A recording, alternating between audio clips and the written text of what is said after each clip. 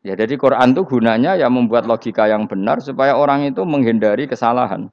Jadi menakut-nakuti itu kalau nggak harus tentang neraka, takut dari kesalahan, takut dari kebodohan. Kan kita juga takut kan punya pemimpin yang salah, takut punya kasus, takut kepleset. Ketakutan tidak harus dari neraka. Makanya saya berkali-kali bilang, saya sering dulu dinasihati Mbah Mun, hak, ya nak kepen alim, ojo sering mau tafsir, mari goblok dari Mbah Mun. Maksudnya mari goblok itu gini, mufassir itu manusia, kadang dia itu satu ayat umum, dia mendiktekan ke satu kasus, padahal kasusnya lebih umum. Makanya berkali-kali sama nani umpomong ini, contohnya ini, karena nanti itu mengikat. Misalnya gini ya, saya ulang lagi ya, ben gayamu kayak wong alim. Ini kan malam 23, saya itu nggak pernah loh ngitung sengaja, tapi ini malam 23 kita insya Allah nginjak jus berapa? 23. Ini insya Allah barokah sekali. Tapi rasa Arab-Arab Lailatul Qadar, biasa wae. Ora kelas e. Wis ben sing entuk Lailatul Qadar ben wali-wali wae. Kene entuk cipratane wis napa cukup. Lah wong traweh arang-arang yo njaluk. Iya kalau kita mintanya dianggap Allah minta, kalau dianggap ngelama. Coba andekan kapasitas Anda itu RT, minta jadi presiden itu ngelama apa doa? Tidak jawab saja. Ngelama. Jatah kamu untuk azab, kok jaluk Lailatul Qadar itu ngelama apa Anda? Mestinya jalukmu orang untuk azab itu bagus sih. Paham ya? Banyak ulama diajak istisqa gak mau. Banyak itu ulama. Ayo istisqa kita karena sudah lama gak hujan. Kata ulama tadi, jatah kita ini kena hujan batu dari langit. Gak hujan batu sudah bagus, gak usah minta. Ulama macam-macam dan. Lah rai-rai ngene iki pantes entuk Lailatul Qadar apa entuk adab ayo jawab. Ayo. Orang entuk adab wis bagus. Yo dadi dongane ya Allah. Ampun jenengan siksa la tu'akhidna. La tu'akhidna maknane njuk Lailatul Qadar apa ora disiksa? Ya makam kita itu masih Robbana la tu'akhidna. Iku supaya gak disiksa innasina waqtuna kalau kita salah. Kowe kan gak kalau. Wah sudah salah. Jadi donga innasina waqtuna sange apikane pangeran wae ditambahin kalau kita salah. Kalau kita kan sudah tidak kalau lagi sudah. Sudah jelas salah berkali-kali lagi. Mbok wong diisin. Julak jaruk Lailatul Qadar gak diisin. Tapi ya oleh wong pangeran apian. Pangeran kan tapi misalnya pangeran ora aku luwe apian timbang aku. Jadi soalnya disahno permintaan. Tapi gak dikabulno. Mau disahno tapi ora usah apa? Disahno iku iman jalin jan wong goblok piye meneh, macam-macam. Makanya doa paling fair itu ya Rabbana dzalamna anfusana wa lam taghfir lana wa tarhamna lanakunanna. Makom kita itu di sepuro pangeran. Sing bener donga wong traweh-traweh lho ning Tuban ning Jogja wis bener apa innaka afuwun karim tuhibbul afwa fa'fu anna. Ora ana guru-guru kita donga ya Allah anilna lailatul qadar ya Allah. Ka ono sarahku kiye kita ora ono ngajarno ngono ya Allah innaka afuwun karim tuhibbul afwa fa'fu anna. Jenengan kandat sing kathah nyepurane lan seneng nyepuro himpun jenengan sepuro. Iku wis bagus sudah. Udah bagus. Ndelok Lailatul Qadar gresuk ndelok srengenge. Terus ndelok angin. Angger daerah Gunung Kidul banter terus ana-ana. Mbok wong tahu diri, maksud kula nggih tetep minta Lailatul Qadar tapi tahu diri. Misalnya suwe bar sedekah, puasa bar salat 1000 rakaat, terus utang mesti sahur. Ambek togo-togo sing mbok dolimi jaluki sepuro. Pas kowe tenan mergo ngrasa ora dolim, nduk Lailatul Qadar. Tapi kira ngrasa ora dolim wis ujub sombong. Wong sombong ya ora berhak meraih. Lah terus piye Gus? Ya piye biasa wae, pokoke biasa wae. Makom kita ku ora kena adab itu sudah luar biasa. Ora penuh adab piye. Wis ngene iki luar biasa, napa? Luar biasa.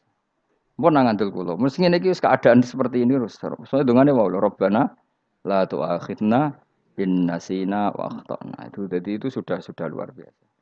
Nah, ini kan teruskan dawuh Mbah Mun ya. Misalnya Allah bilang gini, fattaku, maka takutlah kamu. Biasanya mufasir ditambahi minan nar, maka takutlah kamu masuk.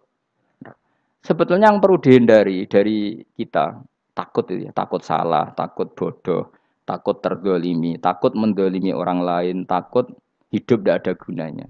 Tapi mufasir tentu milih yang populer, takutlah kamu dari api neraka. Coba misalnya gini, kita nanti masuk surga. Kemudian zaman di dunia kita tidak pernah berkampanye ya atau berkontribusi untuk agama Allah. Cara saya itu izin. Kata Imam Malik, saya masuk surga. Kemudian orang yang mencintai saya masuk surga itu saya malu. Rasulullah juga gitu. Saya sebagai pemimpin umat, saya malu masuk surga dan satu dari umat saya masih masuk neraka.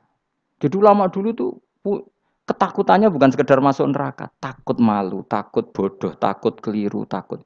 Saya misalnya nanti masuk surga itu malu, andai kan saya tidak pernah ngajar tafsir Jalalain. Malu saya. Karena katanya Allah, hak kenapa pun swarga? Terus di swarga. Tapi kalau pernah baca tafsir jalan kan anak keren nih. Keren artinya saya pernah mengkampanyekan Quran, pernah mengkhidmati Quran, pernah ngitmai kitab engkau ya Allah. Saya pernah ngitmai umatnya Rasulullah yaitu sampean kabeh. Pernah mulang, pernah sowan. Saya tiap bulan sowan jenengan gak sopan tapi. Mulane kira usah bales sowan rono malah ganggu aneh-aneh. Kadang santri yo pidol, wis diulang cek sowan. Orang tuh kiai kalau sudah di rumah tuh milik keluarga biar fair. Bermulang cek assalamualaikum. Terus kiai ini kagok keluargane ku kapan? Boyo mikir bocah ora karu-karuan. Jadi seneng ya di ilmu ini, seneng ya di ilmu. Saya ulang lagi ya. Nah, kata yang ditafsir itu sering tidak mengikat. Makanya kata Mbah Mun, baca tafsir itu dikurangi. Maksudnya dikurangi itu bukan apa-apa. Maksudnya tadi, kalimat yang ditafsir itu tidak mengikat. Yang mengikat itu yang kalimat di Quran. Nah, kalimat Quran itu umum, kenapa? Misalnya gini, Allah lalu gini, ikdilu, kamu harus berbuat adil. Lalu adil itu misalnya mufassir menafsiri, adil itu menyamakan di antara dua orang konflik. Misalnya di MK 01 dan 02 dianggap sama, itu namanya adil. Itu kan dawe mufassir. Atau misalnya gini, Allah bilang gini ke saya, hak kan ada di kiai sing adil. Terus adil ditafsiri orang, adil itu menyamakan sesama murid, haknya sama. Nah, tapi bisa saja adil itu di luar itu semua. Misalnya gini, ternyata adil menurut Allah gini. Adil maknanya seimbang, apa? Adil itu maknanya apa? Seimbang. Lalu keseimbangan seorang hamba adalah dia ingat Allah lebih banyak. Karena ini bandul yang benar-benar nyata. Allah itu nikmatnya nyata. Sehingga ketika saya sebagai orang alim ingat saya alim itu karena Allah, dikasih ilmu Allah, dikasih cerdas Allah, dikasih semuanya dari Allah. Sehingga saya itu tidak merasa kumuluhur pada kalian karena semua ini dari Allah. Kemudian Allah sendiri yang memerintahkan, kamu harus mengajar. Maka saya ada arep-arep salam templek sampeyan, penghormatan sampeyan, apresiasi sampeyan karena saya hubungannya hanya dengan Allah Subhanahu wa taala. Itu namanya adil, meletakkan sesuatu proporsional. Itu juga adil namanya. Makanya seseorang itu enggak bisa dikatakan abid selagi belum tahu kalau ibadahnya minallah. Jadi misalnya ke ibadah tok, ternyata kamu yakin itu ibadah kamu, amal kamu itu belum abid. Abid hakikat adalah alhamdulillah alladzi hadana li hada wa ma kunna linahtadiya laula anda tahu. Ketika kita sujud yakin ya Allah alhamdulillah jenengan menakdir saya sujud. Saya salat alhamdulillah engkau menakdir saya salat. Sehingga minallah dulu pikiran itu semua kebesaran kemendahan ini minallah dulu. Baru setelah minallah kita yakin billah. Setelah billah juga yakin ilallah. Misalnya gini Allah itu. Setelah saya ngajar tafsir Jalalain, kepentingan saya satu. Hamba-hambanya Allah menjadi tambah mencintai Allah. Tidak mencintai saya, enggak penting sampean mencintai saya. Makanya Imam Syafi'i tiap ngajar bilang begini. Wadittu annal khalqa ta'allamu hadzal ilma wala yahmadunani. Saya senang kalau kalian belajar fikih sama saya, tapi kamu enggak usah muji saya. Jadikan fikih ini alat taqarrub kamu kepada Allah. Itu namanya minallah wa ilallah. Itu adil. Tapi adil yang dijelaskan ulama beda-beda tadi. Ada mengatakan adil adalah proporsional antara murid, antara keluarga dan murid. Meskipun kamu senang mulang, jangan merantarkan keluarga, itu tidak adil. Itu kan versi, no? Maksudnya Mbah Mun, kamu jangan terjebak versi-versi dalam tafsir. Paham ya? Karena Allah hanya ngendikan i'dilu wa aqrabu. Paham ya? Tapi kan penjelasan adil ini orang versi. Paham ya? Ada yang nulis adil adalah meskipun mimpin masyarakat ya ingat keluarga. Karena sing tukang wayo kan nafsir adil, adil adalah karena laki tidak cukup istri satu, maka ayo kan yo repot nanti. Tapi kalau kadung istrinya 3 atau 4, adil adalah harinya sama meskipun janda dan perawan. Jari sing lanang gak adil adalah proporsional. Sing wis suwi dikumpuli dikurangi. Yang baru ya mungkin kabeh enggak kalau nuruti. Mungkin enggak? Ya, tapi itu kan versi, nama. Maka kata Mbah Mun itu memang saya itu merasakan, saya sebagai mufassir merasakan memang saya kan sering baca Jalalain beda dengan tafsir Munir, nanti beda dengan tafsir Qurtubi. Saya beri contoh misalnya. Dan kamu pasti salah jawab ini. Kalau kamu benar berarti ya alim tenan. Wa idza darabtum fil ardi falaysa 'alaikum junahun antak kesuruh minas shalah. Orang kalau pergi itu boleh enggak ngosor sholat? Enggak, jawab saja. Boleh kan? Ngosor sholat itu apa? Misalnya sholat asar 4 jadi berapa? 2. Kalau isya jadi 2. Kalau subuh? Enggak, sudah maju lah. Maghrib? Enggak, kan yang bisa dikosor hanya berapa? Yang rubaiyah, yang apa? Berarti kamu yakin antak suruh minas sholat artinya 4 jadi 2? Yakin? Enggak, jawab saja. Yakin. Nah itu termasuk orang pinter. Ya. Berarti ilmu lagi sak trip. Ya? Sebetulnya kata Imam Qurtubi enggak. Ayat itu kan hanya bilang gini, kalau kamu bepergian maka kamu boleh menyendak sholat. Qasru itu memotong. Dari aturan yang dulu 4 menjadi 2. Sebetulnya ada hanya itu tok. Aturan tidak boleh membawa najis menjadi boleh. Aturan harus tumak ninah menjadi tidak harus tumak ninah. Misalnya kamu sholat dalam keadaan perang, wajib tumak ninah apa boleh sambil lari-lari? Boleh sambil lari-lari. Boleh gak ketika perang kamu sholat sambil menghadap tidak ke kiblat? Boleh. Makanya antak suruh minas sholat maknanya apa? Jika kamu pergi, maka dalam konteks itu kan perang ya. Ayat itu memang konteksnya perang. In khiftum ayyaftinakumul ladzina kafar. Jika kamu dalam keadaan perang, maka boleh memangkas apa yang pernah wajib dalam aturan sholat. Paham ya? 4 menjadi 2. Keharusan menghadap kiblat menjadi tidak wajib. Membawa najis sholat sah enggak? Enggak kan? Tapi kalau dalam perang, kemudian pedang kamu ada najisnya, boleh dibawa enggak? Boleh. Jadi maknanya tak suruh a'ammu min ayakuna qasra sholat wa a'ammu min ayakuna wajibati sholat yang sekarang enggak wajib. Semua itu namanya juga meringkas kewajiban. Berarti nak mana nih? Jika kamu dalam keadaan perang maka boleh memangkas sesuatu yang dulu wajib menjadi tidak wajib, yang dulu haram menjadi boleh. Tapi mufassir menyontohkan qasrus salat hanya 4 menjadi 2. Dong ya. Oh ya, nang alim ngono tenan wis dokter tafsir sang. Engko tak iku sudah dhewe. Tapi ora perlu orang lain ngakui. Jadi itu contoh kecil. Jadi mufasir karena kebetulan dia tahunya hanya qasrus salat itu 4 jadi 2, dia itu. Padahal di tafsir lain diterangkan qasru itu artinya menyingkat atau mencendak atau memangkas. Dulu wajibnya sholat itu nggak boleh bawa sesuatu yang najis. Tapi kalau sholat dalam keadaan perang dan pedang kamu ada darahnya, boleh nggak dibawa?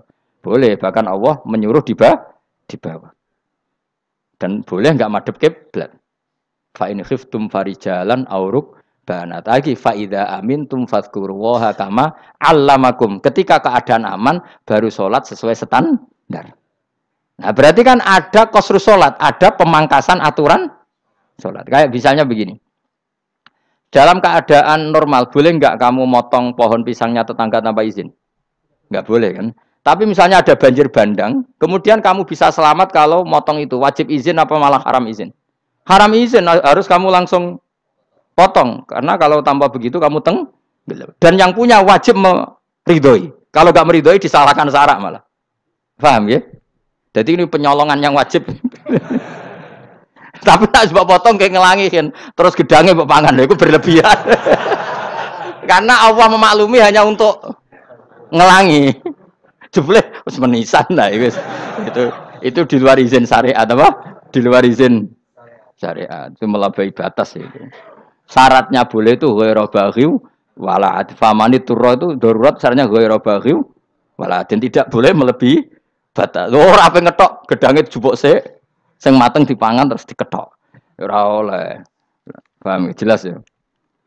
Makanya kalau ngaji tafsir ya saya kan berkali-kali ada makna di tafsir Imam Suyuti saya tambahi umpamane ngene. Maksudnya umpama itu supaya contoh itu tidak mengikat. Jadi yang disebut beliau itu satu dari sekian potensi ribuan contoh.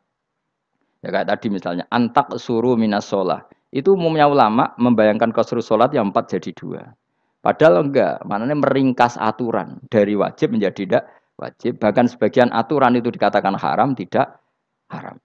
Itu tadi misalnya bawa najis atau teman kamu mau dibaca orang kafir, terus kamu bilang, hei hati-hati, itu tidak batal kalau dalam sholat siddatil khauf. Paham ya? Jelas? Semaju lah, malam terlikur, lelatul. Aku wis gumen mbek wong-wong, bingung ora ilmune wong-wong. Ma ungzira abahum elam yung daru tegese ora den kei wedi sapa ngangge fi zamanil fatra ing dalam zaman fatra. Ya sama seperti ini. Orang tidak mendapat engzar itu fi zamanil fatra, zaman enggak ada rasul. Tentu tidak hanya itu tok. Ada rasul tapi orang itu jauh dari komunitas ulama. Itu juga termasuk orang yang tidak mengalami engzar. Jadi tidak mengalami engzar bisa di zaman fatra atau sudah ada rasul tapi dia jauh dari ulama atau jauh dari komunitas Islam. Itu juga komunitas yang tidak mengalami engdar. Fahum mongko te wong akeh kaum iku khafidun lali kabehane imane sing iman parustilan bener. Ya, contoh paling gampang itu nak dawe yai mesti bener itu loh. Kalau kamu ngaji tafsir Jalalain ya Yuhannasu budu rabbakum. An-nasu biasanya ditafsirkan kufaru Mekah, napa? Padahal di situ nas semua manusia apa kafir Mekah? Semua manusia. Cuma konteks dulu karena Nabi orang Mekah dan zaman itu yang diberi peringatan orang Mekah, Imam Suyuti bilang kufaru Mekah. Lah seperti itu kufaru Mekah mengikat apa enggak? Enggak kan? Enggak, karena yang dituruni Quran yo kafatal linnas. Tapi ya Yohanasu di Jalalain sering ditulis apa? Kufaru Mekah. Nah, seperti itu tidak mengikat. Itu contoh saja, Pak. Contoh saja dalam konteks zaman itu. Paham ya? Jadi banyak, makanya tafsir itu sebenarnya enggak ngikat. Ya tapi yang ngomong gitu harus orang alim. Kalau kamu yang ngomong malah kacau. Kemudian ngomong sombong, Mas Suti kan manusia, saya juga manusia. Ngapain saya harus ikut? Ya sarap itu. Iku ora wis sombong saraf, no? Wis sombong saraf.